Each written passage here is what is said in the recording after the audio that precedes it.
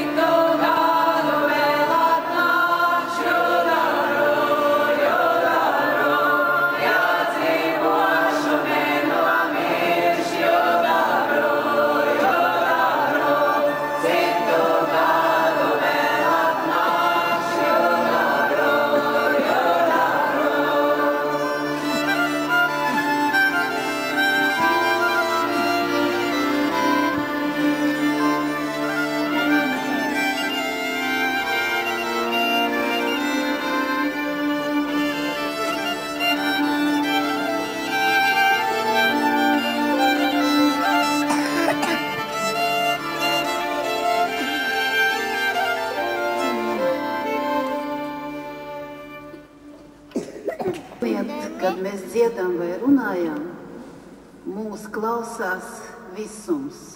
Mūs dzird citās planētās, mūs dzird arī uz saules.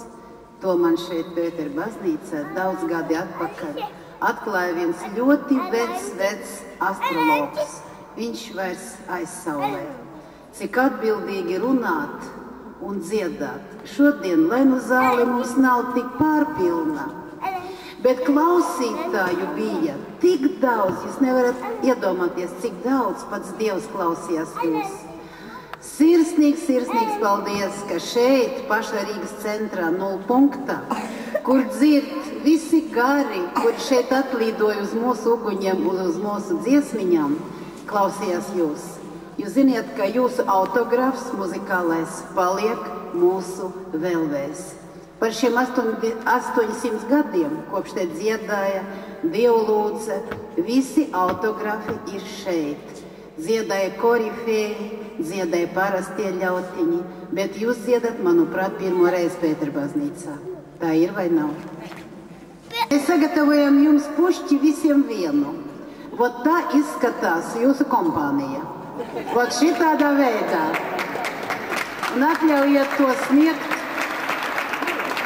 Kuram? Nu, es jau kā lielā pielīdēja, gribu sniegt Helmī kundzei, protams.